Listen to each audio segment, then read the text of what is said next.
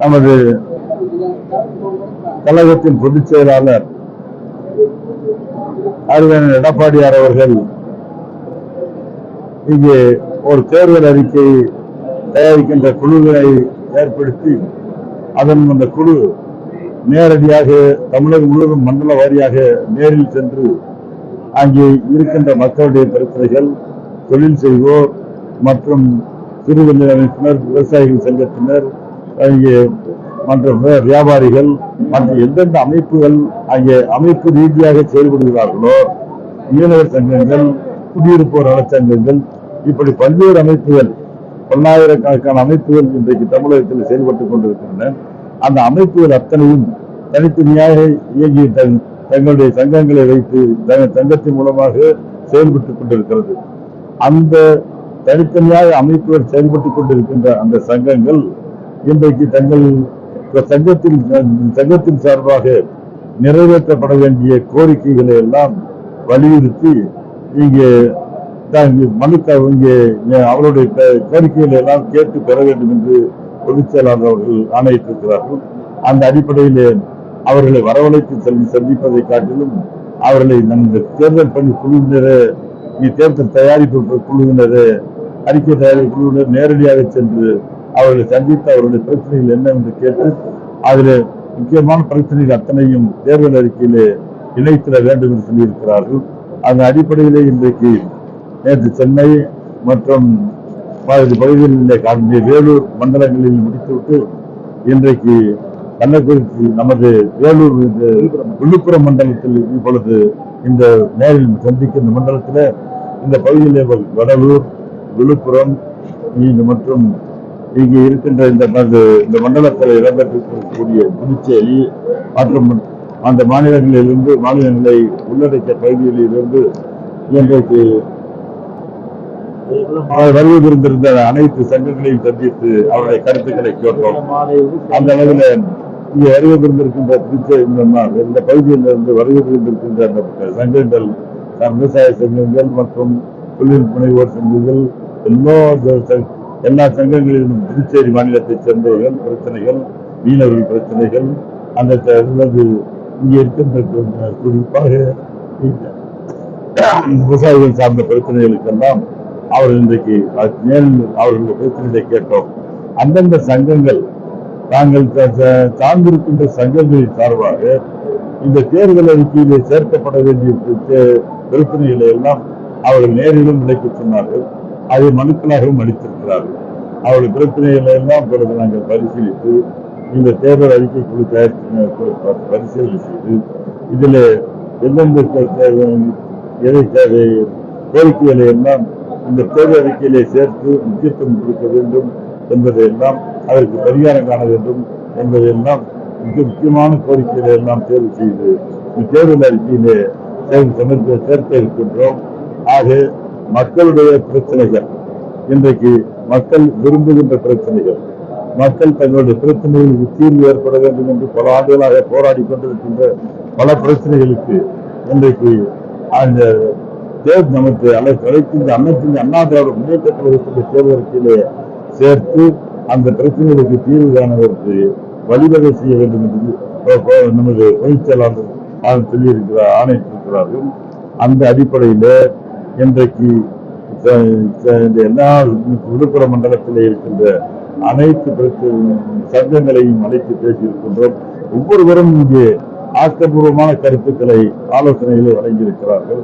அவர்கள் சார்ந்திருக்கின்ற இன்றைக்கு குறிப்பாக இந்த கடலூர் மாவட்டத்தில் என்எல்சி பிரச்சனை, மக்களுடைய வாழ்வாதாரங்களை பாதிக்கின்ற அந்த பிரச்சனைகள், இப்படி நில எடுப்பு பிரச்சனைகள், இப்படி எல்லா பிரச்சனைகளையும் இன்றைக்கு இங்கே குறிப்பிட்டிருக்கிறார்கள்.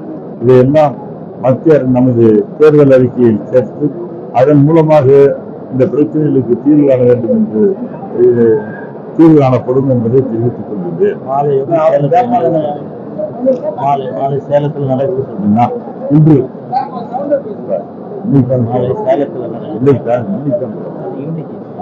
இப்ப காலையில் முடித்துவிட்டு இது மாலை சேலம் மண்டலத்திலே இந்த கூட்டம் நடைபெறவிருக்கின்றது. சேலம் மண்டலத்திலே அநேகமாக அதே வந்த போல சேலம் பகுதியில சேலம் வருவாய் மாவட்டம், நாமக்கல் வருவாய் மாவட்டம், தர்மபுரி வருவாய் மாவட்டம், கிருஷ்ணகிரி வருவாய் மாவட்டம், இந்த வருவாய் மாவட்டங்களை உள்ளடக்கிய பகுதியிலிருந்து மாலை 5 மணிக்கு சேலத்தில் நடைபெறுகின்ற இந்த மண்டல கூட்டத்தில் அந்த பகுதியைச் சேர்ந்தவர்கள் எல்லாம் இதில் கலந்து கொண்டு தங்களுடைய கருத்துக்களை தெரிவிக்க வேண்டும் என்று கேட்டுக் கொள்கின்றோம். அதில் கருத்துக்களை அவர்கள் நேரிலும் பேசி தெரிவிக்க வேண்டிய கருத்துக்களை பேசி தெரிவிக்கிறார்கள். அது சில நேரங்களில் நேரத்தின் அறிஞர்கள் மனுக்களாகவே அவர்களே தயார் செய்து வந்து மனுக்களாக கொடுத்திருக்கிறார்கள். ஆகவே மனுக்களாக வழங்கிய அந்த கோரிக்கைகளையும் நேரடியாக பேசி வழங்கிய கோரிக்கைகளையும் நாங்கள் கவனத்தில் எடுத்துக்கொண்டு அதிலே ஆய்வு செய்து தேவையான எதையெல்லாம் இந்த தேர்தல் அறிக்கையிலே சேர்க்கலாம் என்று கருதி இந்த குழு கருதுகிறோம். அவற்றையெல்லாம் அந்த தேர்தல் அறிக்கையிலே சேர்த்து உரிய பரிகாரம் காணப்படும் என்பதை தெரிவித்திருக்கிறது. மக்களுக்கு ஒரு ஆழ்ந்த நம்பிக்கை இருக்கிறது. திமுக தேர்தல் அறிக்கையிலே கொடுத்தால் அது ஏமாற்று வேலைதான். இதற்கு முந்தைய திமுக தேர்தல் அறிக்கையிலே கொடுத்த அந்த அறிக்கையிலே கொடுத்த உறுதிமொழிகளுக்கெல்லாம் அவர்கள் எதையும் செய்யவில்லை. உதாரணத்துக்கு சொன்னால் கடந்த சட்டமன்ற தேர்தலில் அவர்கள் கொடுத்த தேர்தல் அறிக்கை குப்பை தொட்டிக்கு சார்ந்த வீசி அவர்களே குப்பை தொட்டியில் எழுதி விட்டார்கள்.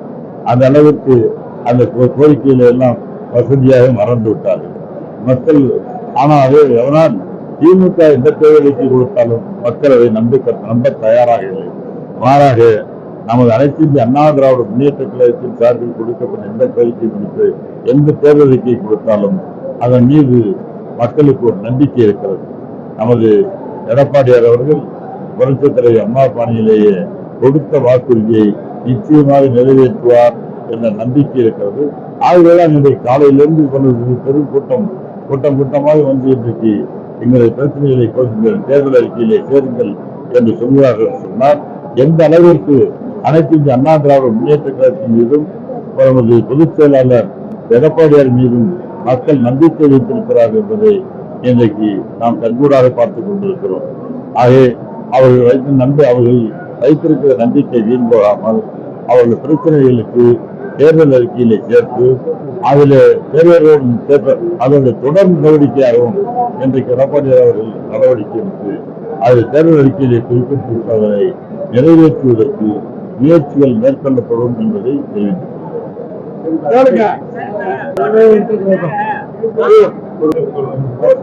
ஒரு பத்திரிகை தர்மத்தை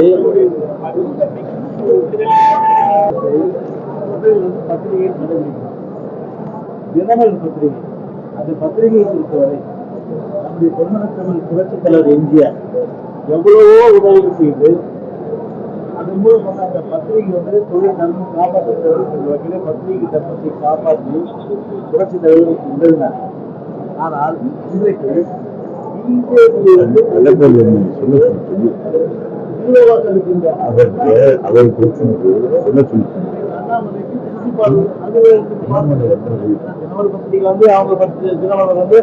தனிப்பட்ட பத்திரிகை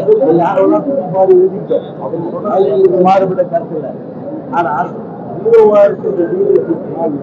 பெரிய அளவுக்கு ஜீரோவா இருக்கின்ற அண்ணாமலைக்கு பெரிய அளவுக்கு முக்கியத்துவம் கொடுத்து அவர் ஏற்றுக்கிறார். ஆனால் எங்கள் இயக்கத்தை பொறுத்தவரை 2 கோடிக்கு கழகத்துடைய பொதுச் செயலாளர் ஆனால் எடப்பாடி தலைமையிலே ஒரு எழுச்சியர் இன்றைக்கு கழகம் இன்றைக்கு ஒரு வெற்றிகளை கொடுக்கின்ற வந்து இங்கே பார்த்துட்டீங்க எந்த அளவுக்கு வந்து சென்னை மண்டலம், அதே போன்று வேலூர் மண்டலம், அதே போன்று இப்போ வந்து விழுப்புரம் மண்டலம், மாலை வந்து சேலம் மண்டலம், நாளை மறுநாள் வந்து தஞ்சாவூர் மண்டலம், அதுக்கப்புறம் திருவள்ளூர் மண்டலம், அதுக்கப்புறம் திருநெல்வேலி மண்டலம், அதுக்கப்புறம் வந்து மதுரை மண்டலம், அதுக்கப்புறம் கோவை மண்டலம்.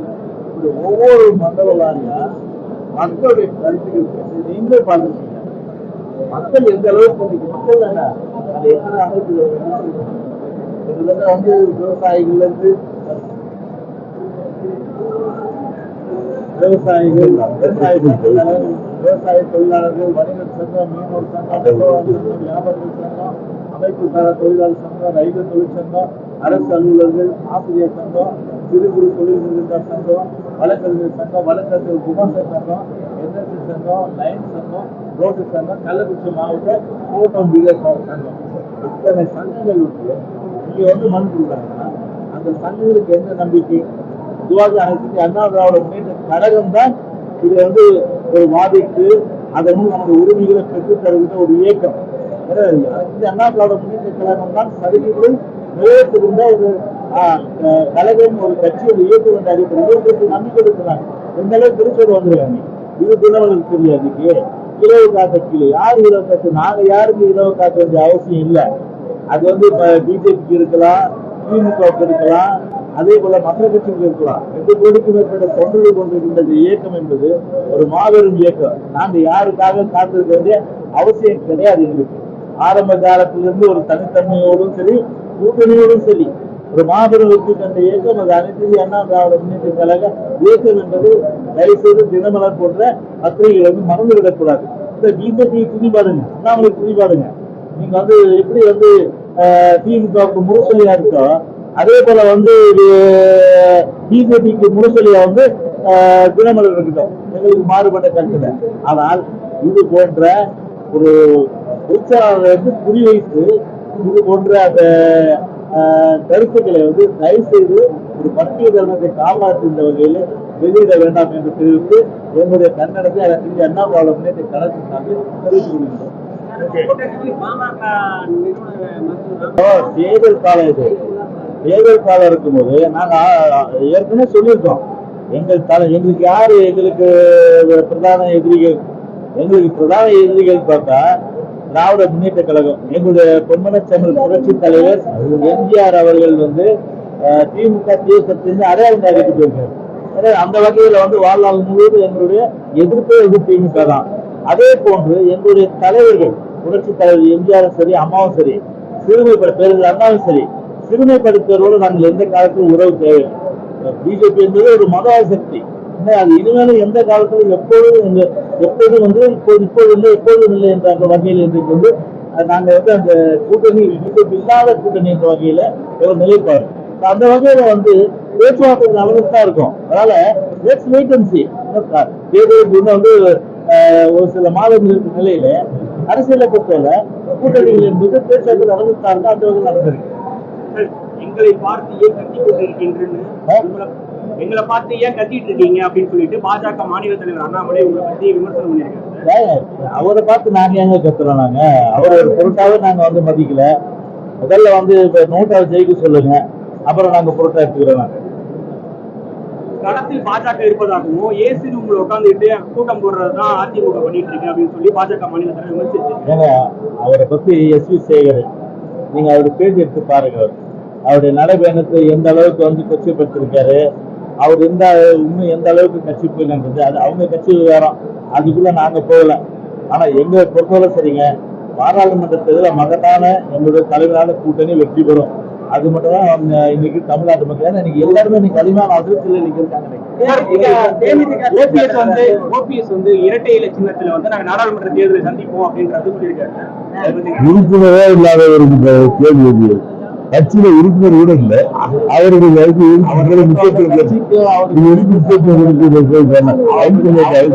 என்பது ஒரு பிதற்றல், ஒரு உலகம்.